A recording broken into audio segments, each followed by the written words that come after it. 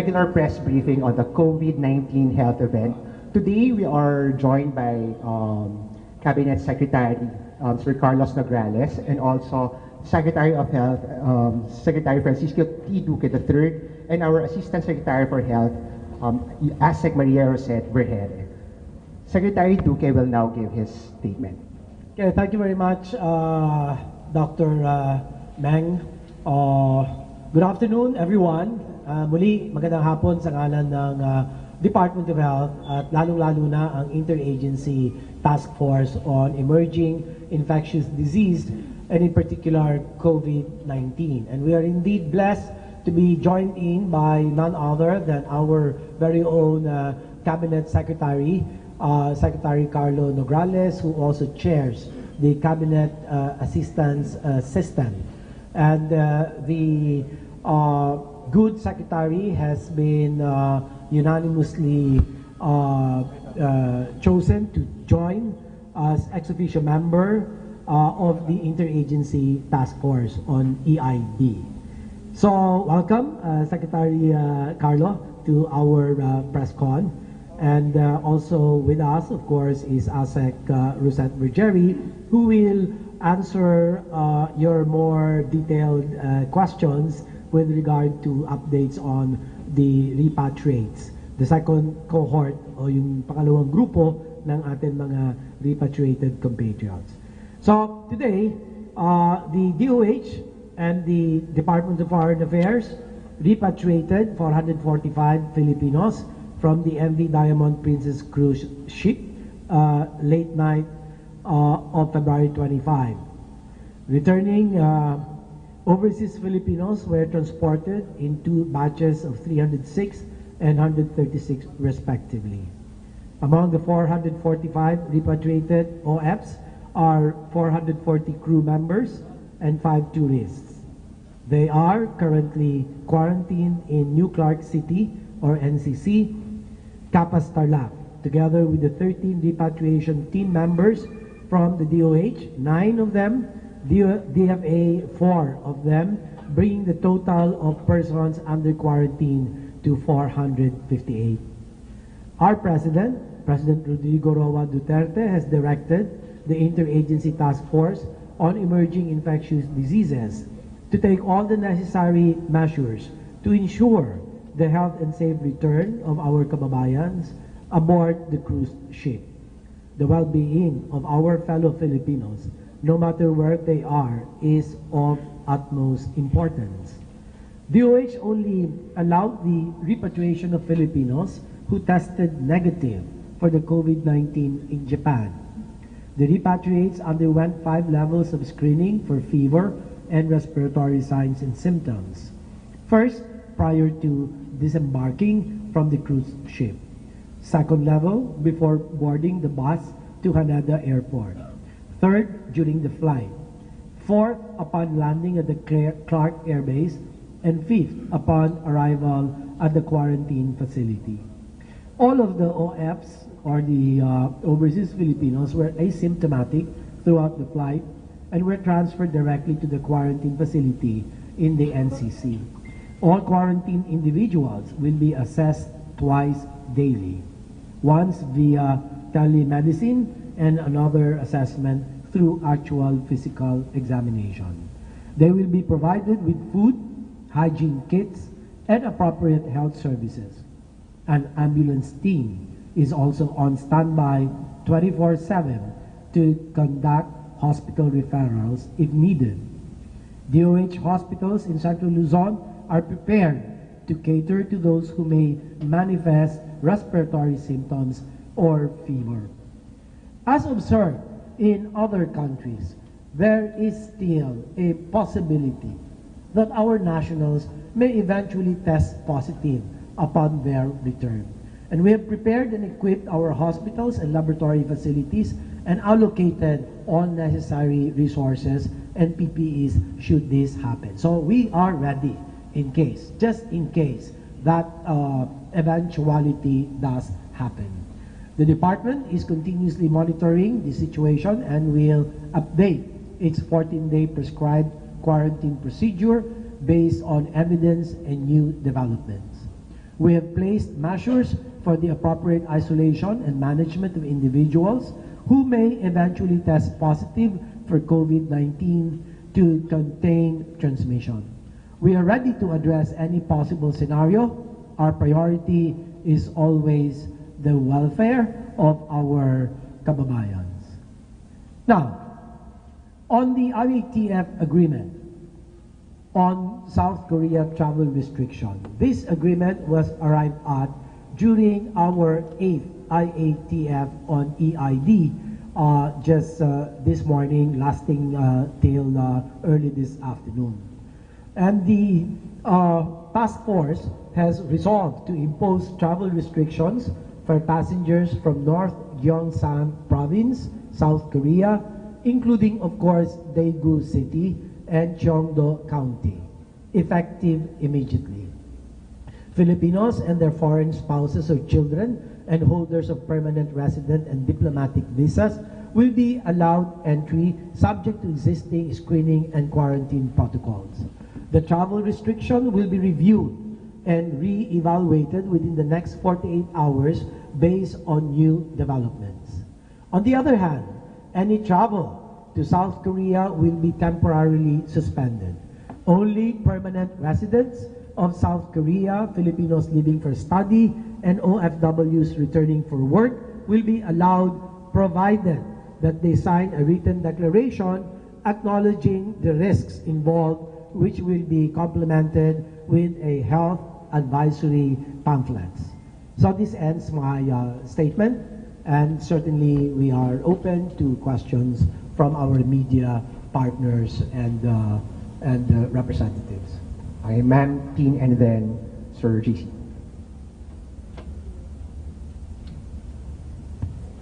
Good afternoon, sirs and ma'am. Just to clarify, you said, sir, that any travel to South Korea will be temporarily suspended. So this covers Filipinos who may want to travel to any part of South Korea, like Seoul, for kahit travel purposes, hindi na po pwedeng pumunta. Yes, hindi na po pwede at consistent yung ating policy with regard to China, Hong Kong, and Macau. So we are uniformly applying the same policy.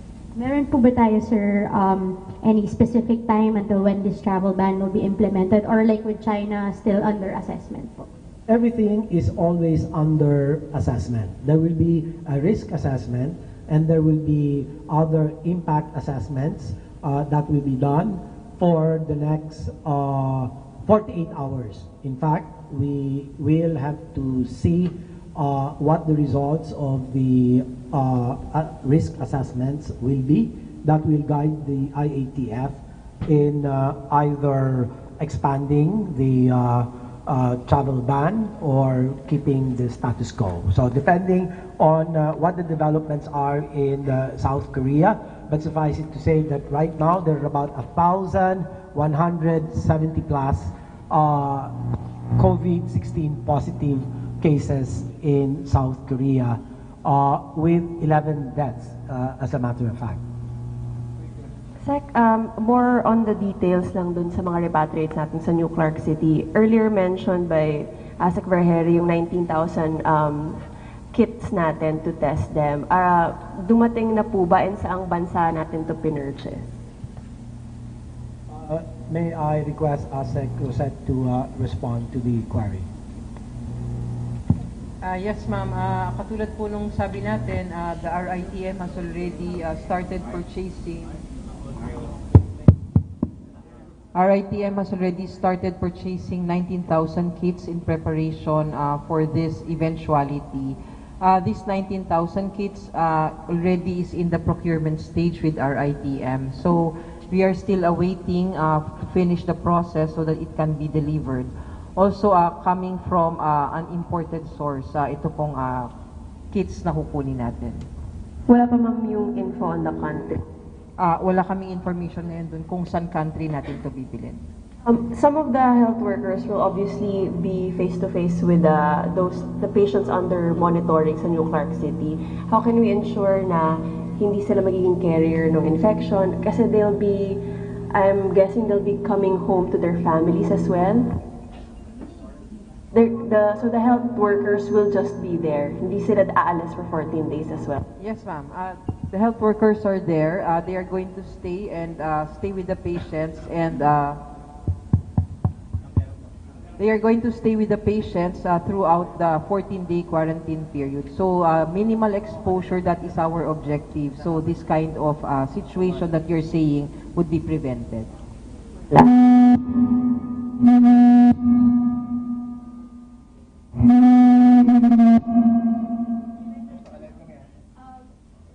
lot of the experts are talking about the possibility of a pandemic worldwide, and WHO is saying that the best solution would be to prepare as early as now.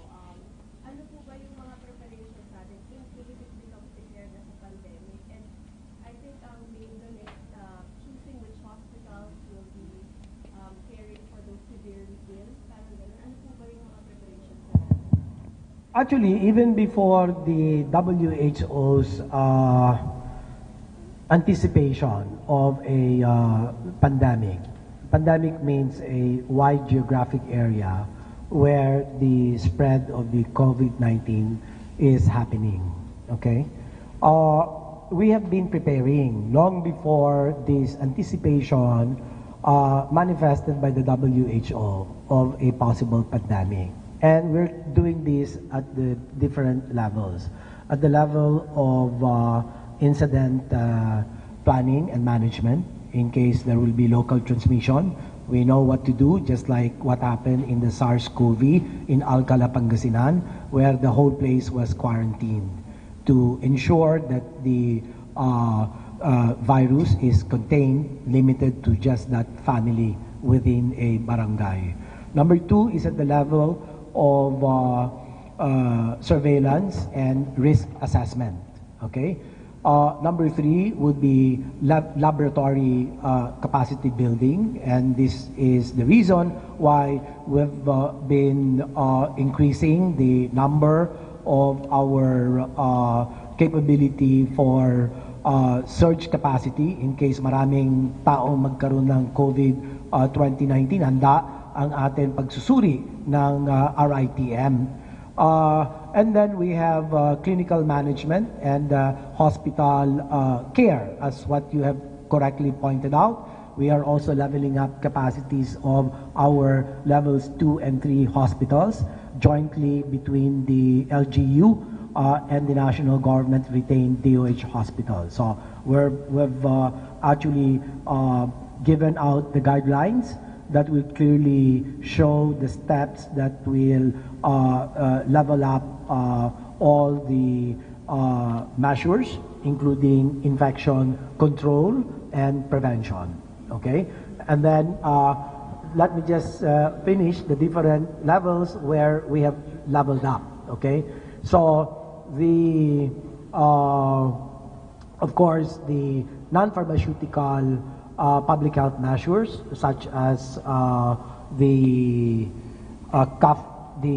promotion of cough etiquette, of frequent hand washing for 20 seconds, the social distancing where possible, and the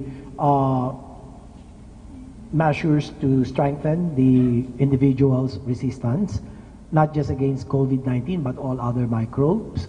And then we have risk communication and community engagement, which is a very, very important component should we operate under a code red alert level. Code red is the highest. This is the door 4, part of the door 4 response. And of course we have, so I've said risk communication, the infection control and prevention, the points of entries identification, saan ba pwedeng makapasok yan, so babantayan na natin yan, part of our surveillance.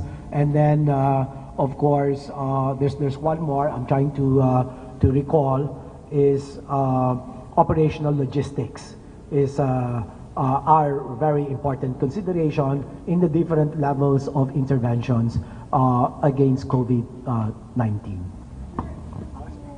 Sir JC, then Ma'am Aiko, then. In the event mag-manifest po ng symptoms during the quarantine, ano po again yung kahandaan natin? Ano po yung protocol na gagawin sa kanila? Nakahanda na po tayo, sir. We've mobilized about 21 hospitals within Region 3 para tulungan tayo kung dumating yung panahon, kung sakasakali na magkaroon ng tao o yung repatriate natin na magkakasimptoma, sila ay immediately nadadalhin doon sa mga ospital natin. Ang ating mga ospital ay capable na mag-manage nitong patients under investigation natin, nabigyan sila ng orientation, and they are very much capable of managing this case. At saka po, Sec, add ko lang po, there have been reports na sinasabi yung asymptomatic transmission and asymptomatic din pero positive sa virus. Thoughts on that, sir? There has been reports for about these asymptomatic individuals who has turned positive. And ito po ay masusing pinag-aaralan ngayon. Marami na po naging eksperyensya ang bawat bansa ukol dito sa mga asymptomatic individuals na to. Even here in the MV Diamond Princess, nakikita at lumabas din sa isang artikulo na marami sa kanila ang nagpositibo kahit wala silang simptomas. So pinag-aaralan po lahat yan sa ngayon, kung ano po ang mga naging kadahilanan kung bakit wala namang simptomas ay nagpositibo. Masasabi ho natin yan maybe in the coming months pagkatapos po natin mabuo lahat ng datos natin. Paano po yun, ma'am? May mga nakauwi na po, yung mga nakatapos na ng 14-day quarantine? Given that possibility nga po. They were tested and shown to be negative. So wala namang problema. Na-test naman sila. Secretary Asek, just like to ask, paano ang protocol kapag may nakita, yun nga, the eventuality na magkaroon ng positive sa mga naka-quarantine ngayon? Will they be transferred to another quarantine facility since meron ng at least interaction with the number 400 plus inside the NCC? Or papaano po yung magiging measures po ng DOH about it? No, it's going to be symptoms-based. The protocol there is kung may lagnat, may fever, may coughs, i-isolate ka agad yun. Tandaan niyo, asa tagi isang kwarto itong mga ito. So they will be isolated. Meron na tayong nakaantabay na ambulance that will now bring this symptomatic individual to the hospital and be isolated. Nakahanda na po ang ating mga hospital, nakaantabay po ang kanilang mga iba't ibang isolation rooms. And yung measure po ng DOH with the event din po na pinag-aaralan pa na kahit na hindi po siya nagpapakita ng sintomas but there are those who tested positive, especially po itong mga galing sa cruise ship. They were also exposed, especially the crew, during the time na within the days na nagstay po sila sa loob ng barko. Noong una, meron tayong 80 na nakilala na naging COVID-19 positive. Hindi po yan sumama. So, wala po tayong problema dahil naiwan po sila and properly being managed by the Japanese hospitals under their Ministry of Health, Welfare, and Labor. So, antayin na lang po natin na sila ay gumaling. Meron na nga iba dyan gumaling na. At of course, unang-una, itong grupo na ito, sumailalim na ito sa 14-day quarantine while on board MV Diamond Princess Cruise. But this is the reason why we're subjecting them to another round of a 14-day quarantine period. So yun yun.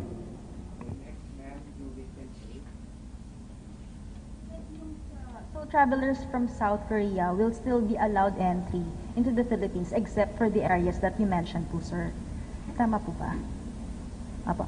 So, sir, Maybe I can ask Secretary Carlo Nograles to respond to that. Yeah.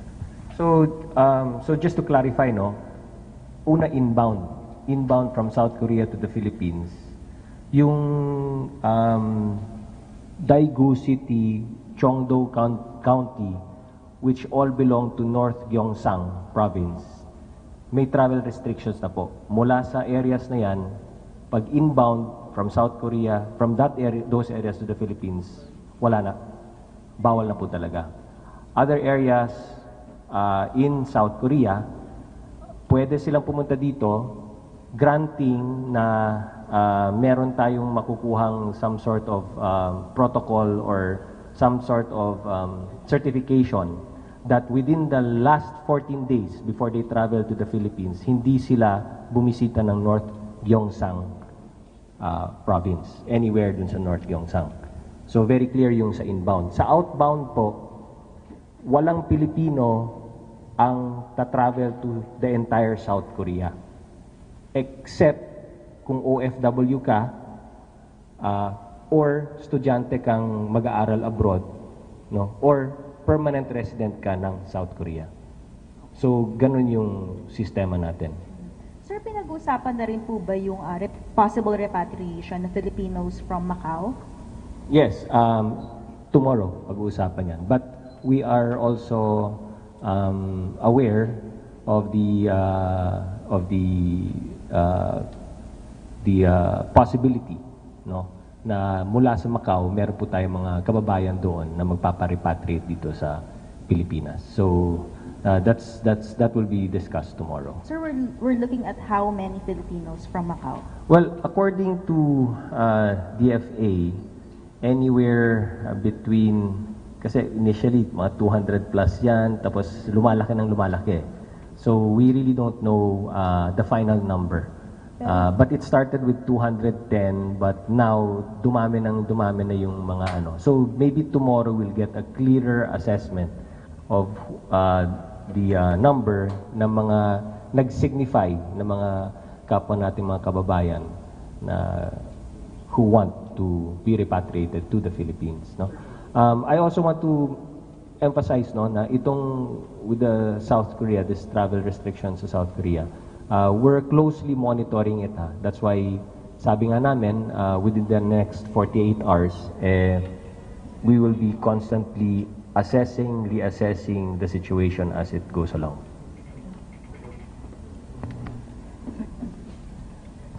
Sek, yung sa South Korea, yung sa Daegu, kaya one of the reasons kung bakit nagkaroon ng spike in the number of cases ay dahil it's attributed dun sa religious gathering. Meron na po bang napag-usapan sa IATF kanina on possibly suspending yung nationwide mall sale na i-host ng Department of Tourism by March 1, given na advice na din naman ng DOH na to avoid crowded places? Well, we are constantly monitoring the situation. So we cannot give you a definite answer to that question until perhaps a little bit closer to the date, the gathering itself, yung mall-wide sale that is going to happen. But we would like to reiterate the position of the DOH, and that is even when those gatherings are indeed necessary, the word is necessary, the precautionary measures must be in place. An example of which is the disinfection procedures that has to be observed.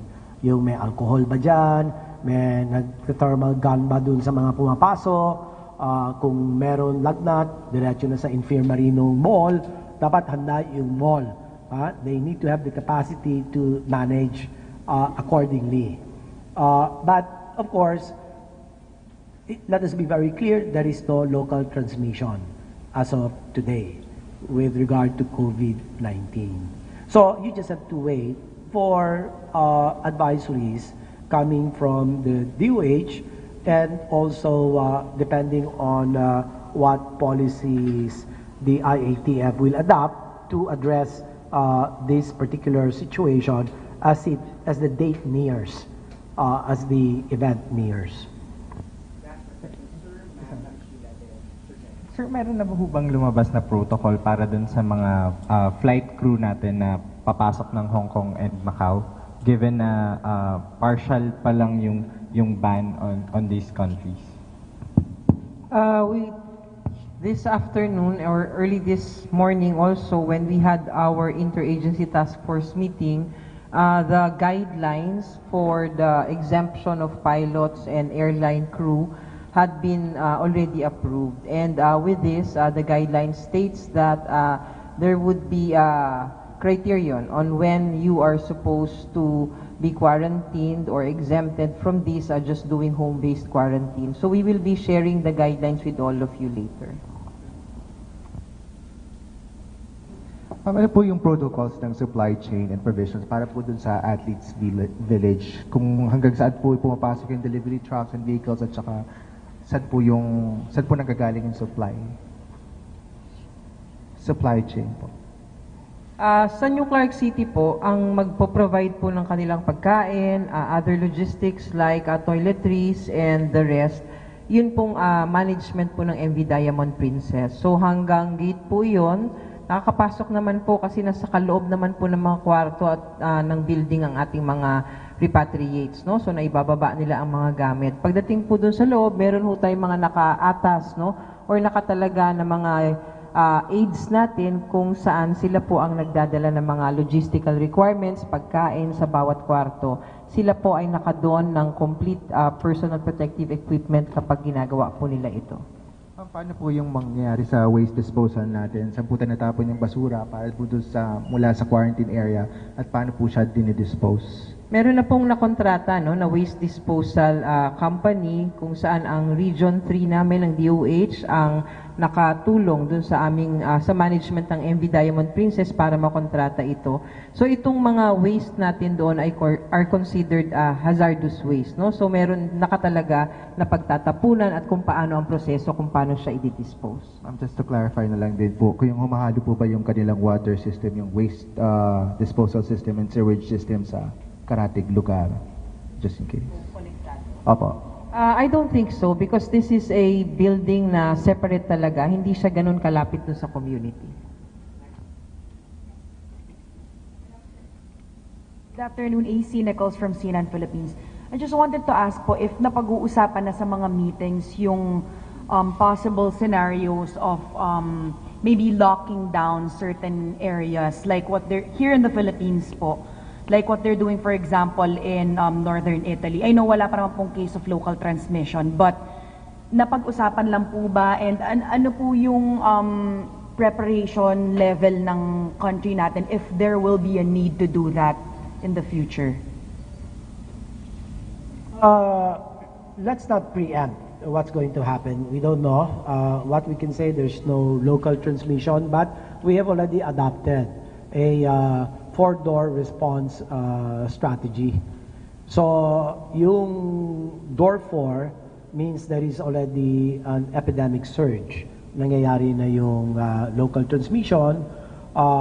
And as I have said earlier and enumerated, 7 or 8 steps to address all of this.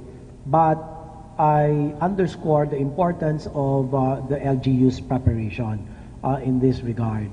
And that is why 2 weeks ago, together with the President, we had met with all the local chief executives, the governors, mayors, municipal city mayors, and had detailed the steps that they need to observe and to carry out should a door 4 event happen. Epidemic surge, local transmission, etc. So it's very clear. So there's going to be the same level of preparations at the national level. There will be a replication of that at the local level, at the smaller scales. Okay? So this has to be very clear. And a major operating unit at the local government unit level is the Barangay Emergency Health Response Teams or systems. So ayan, alam na po nila ang bawat hakbang from contact tracing in the locality, quarantine, case management, of course preceded by surveillance, and then after that you have all the things that I have enumerated, at least 8 interventions. No? Okay. Sorry. Sir, yung 10 na na-discharge na nag-positive previously na crew, are they still in Japan or are they going back to the Philippines? Baka po may info lang. Yes, they're still in Japan, but I'm sure the communication lines are open between them and DFA, and we are just awaiting advice from the DFA what has been the latest desire or plans of these 10 who eventually got well. Sir, 67% pa lang daw nung PUIs yung natitrace. Given yung incubation period, hahanapin pa ba yung iba? Wala na kasi lampas na yung incubation period natin. So the more important thing is to shift to, of course, our preparedness at the level of the facilities. So the hospital capacity building is ongoing. The isolation rooms are being inventoried, and the preparedness is leveled up. The infection prevention and control measures are also in place. So doon na lang sa gamutan, level ng gamutan, doon na lang talaga dapat ibuhos ang lahat ng dapat isagawa ng DOH. So sir, yung from that 3 Chinese na positive, hindi na posible na magkaroon ng kaso galing sa kanila, given nga yung period. Given the PUIs na ngayon, asa 90 plus na lang, 101 na lang, mukhang there is no indication na of the group or groups that might have been exposed to the 3 Chinese nationals, mukhang walang indication na nagkasakit sila. Kasi kung nagkasakit sila, ay dapat nakita na yan sa mga ospital natin na sila yung tumutugon sa mga bawat PUIs. And kung meron man, nakita na natin sana. Pero konti lang naman, yung mga ibang na contact trace, talagang na pasok bilang mga PUIs. But eventually, a lot of them got negative results and thus discharged. Sir, may information kayo kung ilan dito yung Filipinos, ilan yung Chinese, and yung mga foreigner, nakaalis na ba ng bansa? Well, patungkol sa ating PUIs, meron tayong Filipinos 72.5%, followed by Chinese 20%, Americans 3%, and iba puros mga less than 1% na lang. Mga nakaalis na po yung foreigner? Malamang, yung iba rito, ang alam natin ay na-discharge na sila, whether nakabalik na sa kanilang mga bansa, yun ang hindi ko masagot sa ngayon.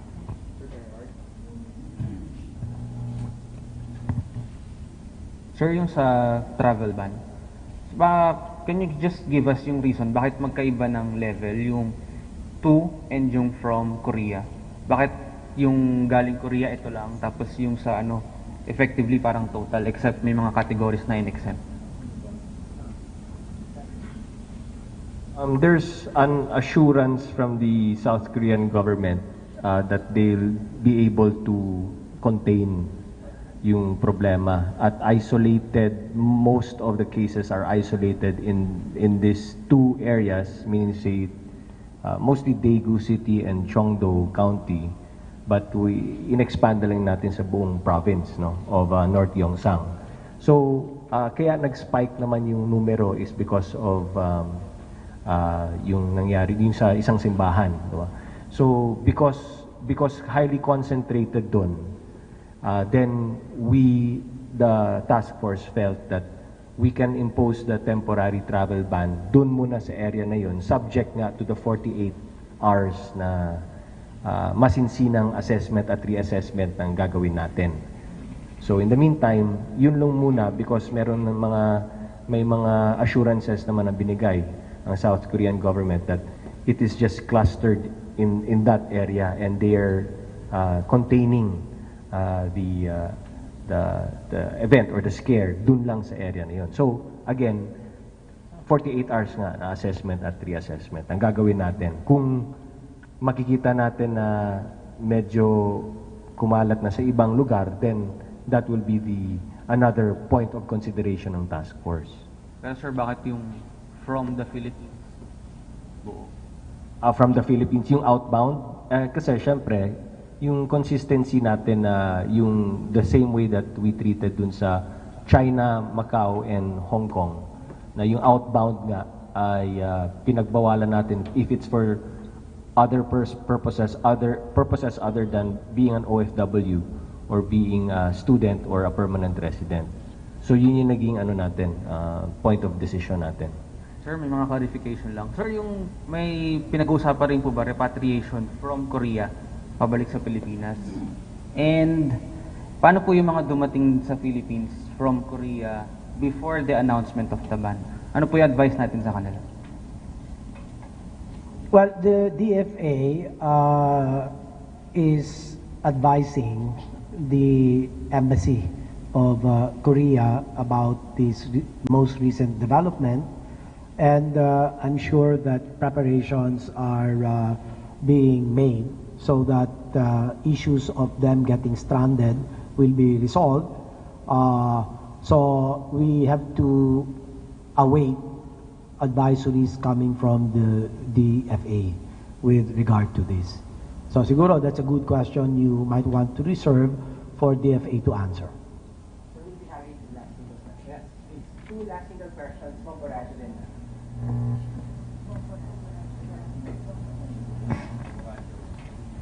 Kay Sec Nagrales po, from Bomboracho po. Napag-usapan na po ba sa meeting yung economic impact nung since yung first na nag-ban po tayo is travel from China, and now affected na rin yung travel to South Korea.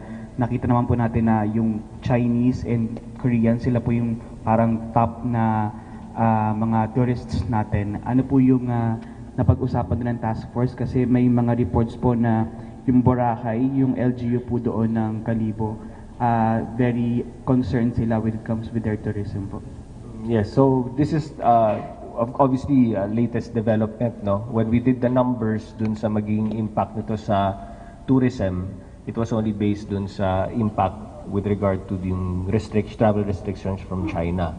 So we will be assessing now and computing anong magiging impact nito as far as tourism is concerned, and we'll get back to you on the numbers soon. So if a factor in na namin ito, especially when it comes to tourism, pati yung sa remittances, if a factor in din namin ito, if ever. But as far as remittances is concerned, remember na hindi natin pinagbabawalan yung OFWs natin to go to South Korea. So hopefully it will not affect yung OFW remittances natin, no? Yung yung sa tourism lang yung magiging, I think, primary effect nung ban dun sa South Korea. But remember that the ban for inbound is only as regards that one province.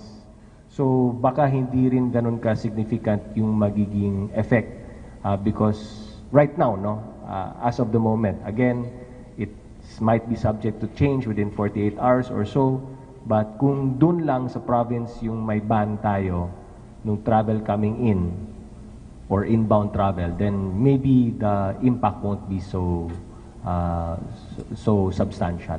Last na lang po. How is the government or the interagency task force na pag-usapan po yung dealing with the if ever worst case scenario happen? Kasi sa Hong Kong daw po, because may decline sa stocks sa Asia Pacific, yung permanent residents nila parang makakatanggap ng equivalent to 64,000 from their fallout po.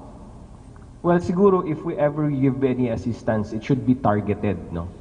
So titingnan natin kung how much of the employment numbers ang maapektuhan natin dito. So kunyari, for example, if ma-affect nga yung tourism industry natin, ano yung magiging fallout nun in terms of employment? So meron tayong several options, no? If member naman sila sa SSS, then we need to talk to SSS about some unemployment assistance na pwede nilang gawin, or through the Department of Labor and Employment, maaring pwede natin tulungan sila sa paghanap ng bagong trabaho or some sort of financial assistance na maaari natin ibigay when it comes to that. But right now, kung for example ang maapektuhan lamang is tourism, we really have to find other means to promote and boost tourism elsewhere, whether it is from other parts of the globe for international tourism or to boost domestic tourism nga. And this is where the strategy of the DOT comes into play. Now, they're trying to boost domestic tourism to compensate whatever foregone revenues we will have dun nga sa losses ng international tourism natin from China and from some parts of South Korea.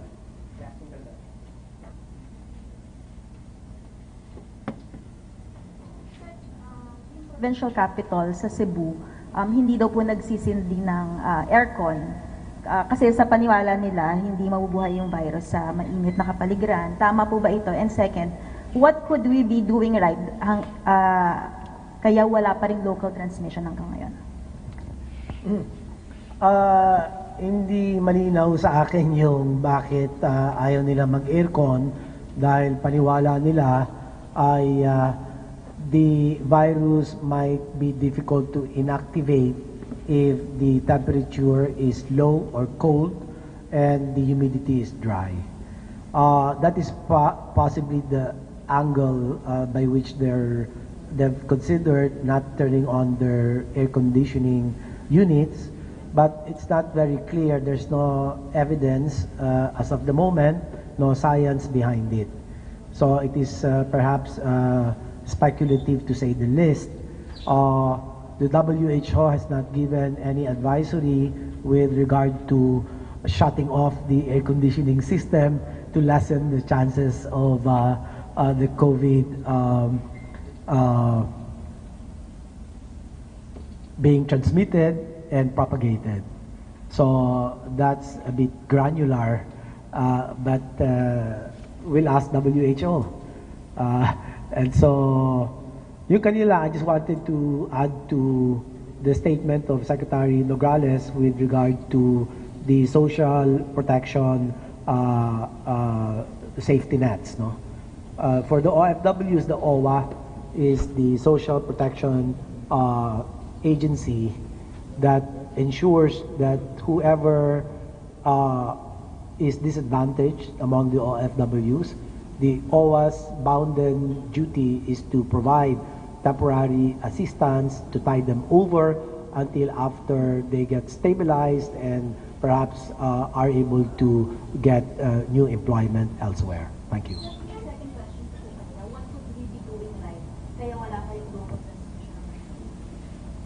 Well, we're doing hopefully a lot of right things at the different levels because several weeks have passed and the country still hasn't any report of a local transmission. So we've improved our surveillance at the airport. The Bureau of Quarantine has been activated since January 4. Even before we had these 3 imported cases, we already leveled up the surveillance capacities of BOQ, and as a proof of that is the significant increase in the number of thermal scans that we have deployed from 38 to 58. And then, of course, for the Epidemiology Bureau, it has mobilized all of its surveillance officers for contact tracing that it did undertake together with the PNP and the Criminal Investigation and Detection Group, or CIDG. The laboratory capability, before we needed to send our specimens to Australia, Melbourne, for definitive testing, but now we already have the capability to detect and isolate and detect the COVID-2019 using the RNA primers that have been donated by the Japanese government at the first instance, and at the second instance the WHO had complemented this supply of RNA primers, a chemical that is important to detect the presence of COVID-19 in the oropharyngeal and the nasopharyngeal swabs or specimen. And now, as was correctly pointed out, the RITM is aggressively addressing the extraction kits necessary for testing. Meron na po tayong natanggap mula sa WHO, yung pong RNA primers, yung chemicals, yung reagents, kulang na lang po yung mga extraction kits. So ito po ang atin inaantay. So yung hospitals naman natin, yung kanilang infection prevention and control measures are very much in place. All of these are reflected in the set of guidelines that has been issued out to all of the DOH hospitals, the private hospitals, as well as the LGU hospitals. So the prevention measures, the frequent washing of the hands, which is the most important precautionary measure, preventive measure, frequent washing of our hands. Okay, the more the better. Okay, if none, alcohol will do. And then, of course, the cough etiquette, the social distancing, all of these preventive measures are of extreme import, and the mitigation measures that in case there are COVID-19 cases admitted in the hospitals, that the hospitals will ensure what is known as the clinical best practice management of individual COVID cases. To mitigate, the possibility of patients dying, we'll do our best so that the death rates will not, no deaths will happen, but of course, if and when it happens, hopefully it will be minuscule or really very low ratio. Thank you, Secretary Duque. For final. To add to what Secretary Duque just said, siguro yung i-emphasize ko lang, no, yung citizens' participation and support. Yung sinasabi nga ni Sec Duque is very important. I think that's why we've been successful so far, no. Everybody's cooperating, no. And then number 2, yung LGU support din. Napaka-importante na nandun yung support ng ating mga LGUs. And then in terms of the national government level, nagtutulungan ng lahat, no. There's a whole of government approach here. We have the task force is really working on it. May mga technical working groups, pati sa economic side, lahat yung pinag-uusapan. So well synchronized ang mga moves natin. And of course, the President is really on top of the situation. And we're getting all of the support from the President. So napaka-importante po ang lahat ng yan. And of course, media. We won't be able to do this without the support ng media. And mukhang bumabawas na rin yung mga fake news. So natututo na rin yung mga tao na huwag maniwala sa fake news. And we expect and hope that everybody will continue to cooperate that way and just support the government and then rely on official government data and government informations, no, mga info drives na ginagawa namin. And salamat na hindi na kinakalat yung mga fake news dahil hindi talaga nakakatulong yan. Thank you. We would like to thank Secretary Carlo Nograles for gracing our press con right now. In behalf of Secretary Duque and ASIC Harry, we would like to thank our partners. So that concludes our regular press briefing for this day, Wednesday,